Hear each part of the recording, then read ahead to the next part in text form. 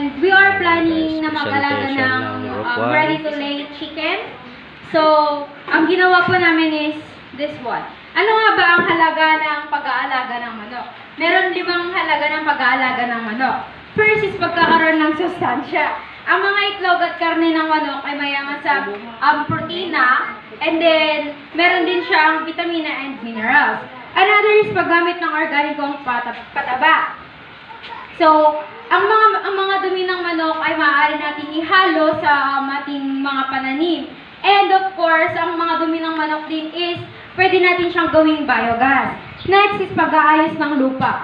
So, yung mga free-range chicken is parang, di ba, yan, naglalakad-lakad sila sa paligid and hinuhukay at the same time, sa paghahanap nila ng mga pagkain is naghuhukay sila sa mga lupa. Kung saan ito ay nakakatulong sa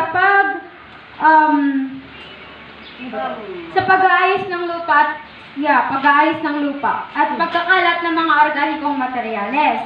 Next is para mapanatili nito ang likas na balanse.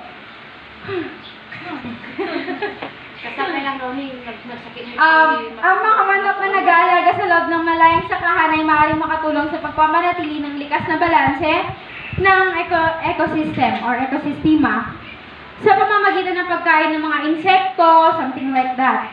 Next is paghahanap buhay. Of course, yung mga nag-aalaga ng mga manok is kapag ready na sila or yung mga calling is mga manok na dinedispose or tinitinda nila yun at nagkakaroon, bumabalik din yung mga nagastos nila doon.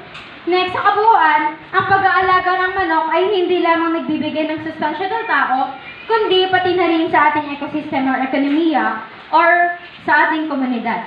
So, i-explain ko po kung ano po ang nandito sa aming elevated poultry. explain namin. Explain namin. Yes, come here.